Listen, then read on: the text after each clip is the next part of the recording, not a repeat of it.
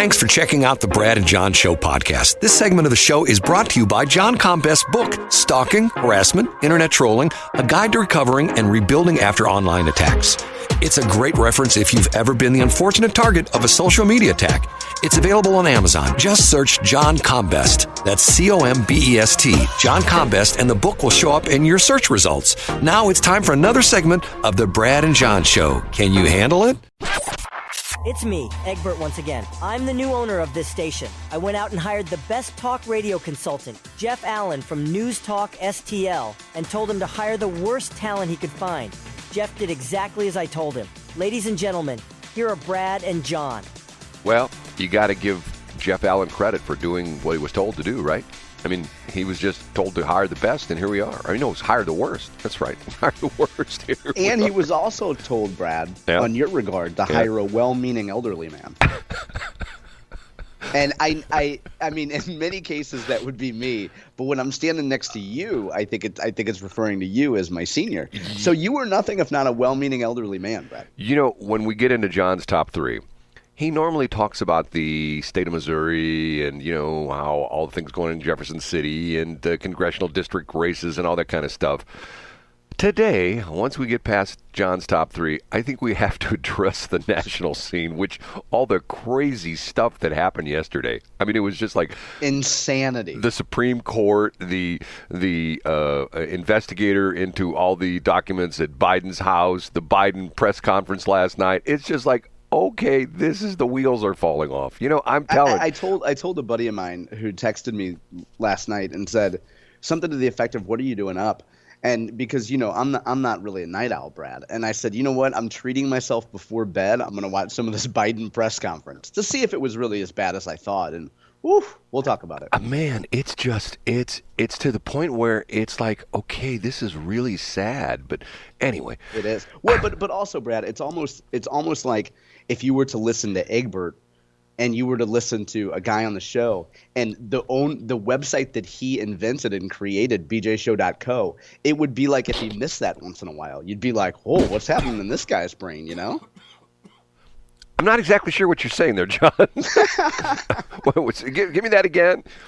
I'm just saying that it would be like if you gave a bjshow.co promo and somehow you didn't get the domain right once in a while, you know? People would start saying, wow, time to put Brad out to pasture, you know? So I guess John's telling me I'm too old and I should be put out to pasture. That's what he's saying. Well, you know, there comes a point in time, and I have to tell you, there's a guy that I know who I've done a lot of voice work for him. Has a beautiful voice. He's not originally from the Washington, Missouri area, but he moved and he has become a professional voice actor for years, and a very, very good-looking guy as well too. Did a lot of TV stuff as well too. And him and I had a conversation a couple years ago, and he's up there I think he's probably in his upper 70s now. And he still sounds good, still sharp as a tack. You talk to him, I mean, he's just, you know, you'd think you're talking to somebody who's like 25 or 30 years old. And he told me a story once that when he was like in his mid-50s, he decided to record a segment of him just reading some copy, and he keeps that as like as a reference copy. And if he plays that back someday and he says, okay, I'm not there anymore, he's done. In other words, the idea being he knows that there's a point in his life when he will not be able to execute on his announcer, voiceover skills, whatever you want to call it, as well as he was when he was in his 50s. And he's just going to hang it up. And I guess it's the kind of thing you see that with athletes. Some athletes know when it's time to hang up the cleats, so to speak. Others don't. Others, you know, fight the fact that they're not as good as they used to be, and they still want to stay in the majors. They end up in the minors. Then they end up in Japan ball, and, you know, that kind of stuff. Yep. I don't know. It's sort of interesting. Okay, well, having said that, and Casey, what do you have to say about that? We're on our way to the number one. Oh, so that means that we must be moving right along. So without further ado, here's John Combest with the top three. Casey, take it away. In third place, State Attorney General Andrew Bailey is moving forward on removing a county coroner from his office. Now you say, John, it's a county coroner. We don't even elect those in the St. Louis area. Who cares? Well, there's quite an interesting case. It turns out that the county coroner down in Cape Girardeau County has allegedly stolen property from dead people, knowingly entered the wrong cause of death for at least 3 people, failed to investigate some really sketchy deaths that happened down there. And so AG Andrew Bailey has the authority to go in and start the process to remove this county coroner. Now, Brad, what do you think this county coroner said in his defense? And if you don't know off the top of your head, I'm going to give you a hint. Well, first off, is in Cape Girardeau County, is he elected? Was he an He is an elected official, correct? So in other words, yes, he was elected by the people. Is that the reason that Bailey can get him out of there? Is the fact that he can essentially say, okay, because you're an elected official, I can boot you if I want That's to? That's correct. And someone else takes, I believe it's the sheriff, can take over those duties. Okay, I have no idea what he said. Okay, I'll give you a hint. This gentleman won a 3-way primary in 2020 and became, wait for it, the first black elected official in Cape Girardeau County that was a black Republican. So what do you think his defense is? It's racial. Yes. And when reached by phone for comment, he said, and this is the killer quote of the day, "No comment. I really think this is, I don't know if this is a racial issue or not, but no comment." So, which is by definition, if you say no comment and then you say, I think it's a racial issue, but no comment, you've really made a comment there. Well, I guess this gets frustrating to me because of the fact that you see this on so many levels. And like, for example, I think we'll talk about this a little bit later down the road, but I think a lot of people are starting to get worried about Biden being reelected because if he's in office and something happens, guess who becomes the president? And yeah, you're exactly right. Kamala Harris. But yet people will say, well, no, hold on a minute now. Are you being discriminated? Are you discriminated against her because she's a black female? Well, technically, she's not a black female. She's a Indian. She's half Indian, correct? Indian and Jamaican. Isn't that what the two combinations that's exactly is? right. So, but she's not technically black, but she identifies as black. I identify as Lauren Hutton. Did you know that? Wow, I didn't know that, Brad. I might need to sidle up a little closer to you. Our younger listeners will go, "Who's that?" Right? Okay. Now, the other thing, and just briefly tied to this, I would also point out that your friends at St. Louis Public Radio have a great piece that involves really your old neck of the woods around your area in Florissant. It turns out, Brad, that in about 200 years ago, Jesuits took 3 families from Maryland and brought them to Florissant, and they helped build the St. Stanislaus Seminary, which I didn't know until the St. Louis Public Radio smartened me up about this. I'll cut to the chase. The descendants of these slaves say that SLU owes them up to $74 billion, Brad, because they've done the math and they've figured out what slave labor that SLU, that the Jesuits used, and descendants of those slaves are owed up to $74 billion with a B dollars, Brad. I saw that yesterday, and I thought to myself, okay, here we go. I mean, I don't know. Okay. Well, and by the way, my extreme bias here, of course, is that I am 1% Senegalese. So I'm going to do my dangdest to make sure that I prove that somehow my descendants were around the neighborhood of a Jesuit and might have volunteered some of their, or excuse me, not volunteered, might have given some of their labor, their blood, sweat, and tears to help build St. Louis University. A lot of things I don't understand. Okay, Casey? Up a notch to number 2. Number 2.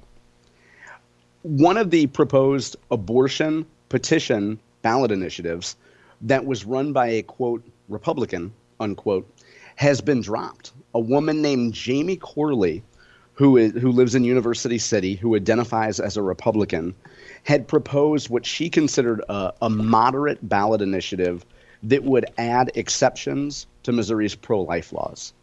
Now, this story is unique because if there's one thing that mainstream media loves, it's Republican butts. You know what I mean by that, Brad? Oh, yeah, I know exactly what you're saying. So for folks who don't know, they love when you can go to somebody who says, I'm a Republican, but I hate Donald Trump. Right. I'm a Republican, but I hate Missouri's pro-life laws. As opposed to the Democrats who normally, if you're a Democrat, you agree with everything the Democrats say, no Correct, matter yeah. what. Right. Especially here in 2024. Right. So what's unique about this is that, and I'll give this woman credit actually, because she said, and sarcasm aside, I think it would be really easy for this woman, who got, by the way, a lot of flack from the most ardent pro-abortion people because they said she was a Republican plant. They said this woman was a sellout who was undermining women's rights. And this woman in her conversations with the media yesterday pointed out that she's willing to do whatever she needs to do after she drops her initiative to help advance pro-choice legislation. I think it would have really been tempting for her to, after she had been dumped on by so many of these pro-abortion people, it would have been easy for her to be petulant, to fight back. So truly credit to her, because in most cases, people like that would just seem to say, well, to heck with all you guys, I'm done. So she says she's going to help move this pro-choice amendment forward, help them whatever in their efforts to gather signatures. Well, once again, I've said it before and I'll say it again, like what's going on in Texas right now, okay? The Republicans, I say, shoot themselves in the foot when they come up with these draconian measures about abortion, to the point where if the doctor says to a woman, ma'am, you have a very complicated pregnancy, the baby is no longer viable, and the fact that that baby is still living inside of you could kill you, we need to have an abortion. And in Texas, they said, sorry, you can't do that. You know, that turns away a lot of folks that consider themselves pro-life and Republican. Right, because of the fact that it's to the point where it's like, okay, there has to be a reasonable point when you can do that. I mean, like, for example, you have, I mean, let's take the situation. And this is maybe apples and oranges, but let's say I walk into a bar and there's a guy that is in the bar that I don't like, and I pull out a concealed carry gun that I have with me and I shoot the guy and I kill him, okay? That's murder. But if I walk into the same bar and the guy pulls a gun on me and I pull out my gun and shoot him and kill him, it's self-defense, right? Right. So there's an exception. Once again, it's the same outcome. I've killed a guy, but there's a difference in the respect that I know people go like, that's a terrible analogy, in the Brad. circumstance. I get what you're saying. Right. And I think that's what turns off, quite honestly, I think that's what turns off a lot of Republicans. And that's why you see the media focusing as much as they can. That's why NPR takes those stories from Texas and does whatever they can to elevate the profile of those stories. Right. Because it shows the extremism of some forms of legislation. Right. And there is, it's sort of like interesting. A year ago, right about this time, I interviewed Sean Hayes. And you know who Sean Hayes is. Yep, that's right. And Sean Hayes was a high-flying banker, from the time he was in his 20s, and made literally hundreds of millions of dollars and became a very wealthy person. And then the economy collapsed in 2008, and he got involved and with some people he shouldn't have got involved with. Long story made short, he ends up in jail, okay? He comes out and he writes a book called The Gray Area or something like that. In other words, the idea being that most people live their life in the white area. Not racial, but the white area, meaning like, you live by the law, you're a good person, you don't cause any harm to anybody, and the black area would be you're a terrible person, you rob little old ladies walking down the street, you rob banks, you rape people, you kill people, you steal cars, that kind of stuff.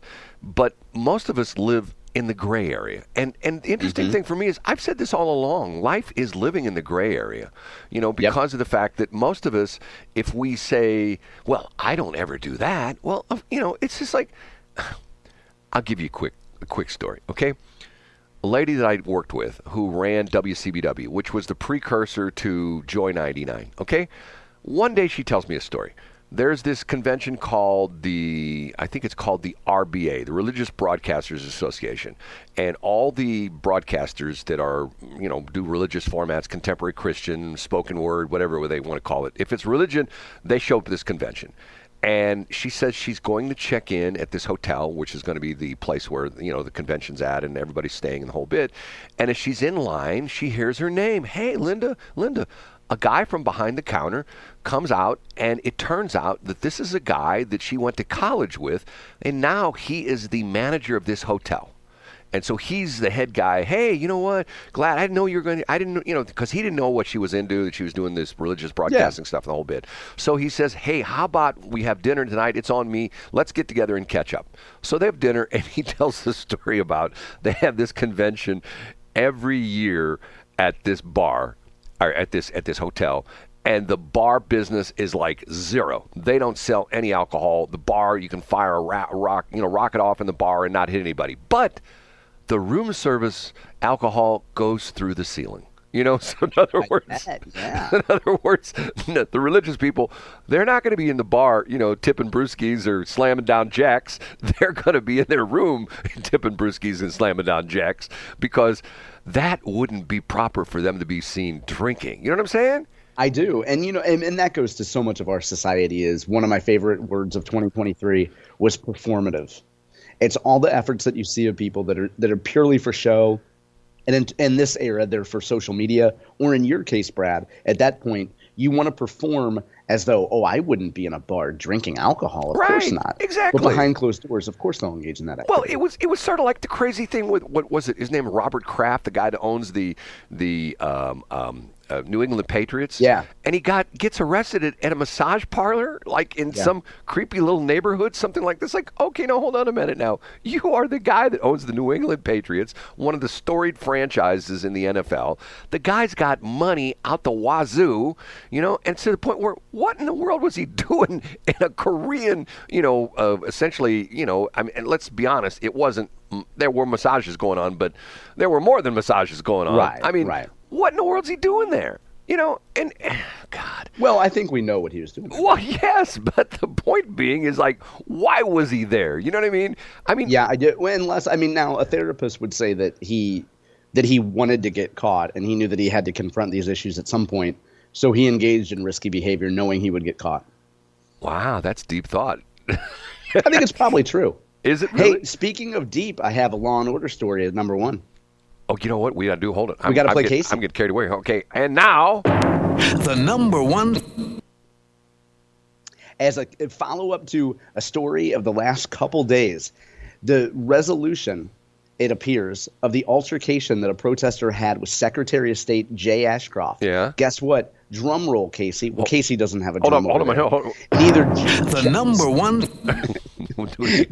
neither Jefferson City Police nor Jay Ashcroft are going to press charges against the gentleman, and I use that term loosely, who was involved in an altercation/disturbance with Jay Ashcroft. No charges, Brad. The man was detained but was never charged.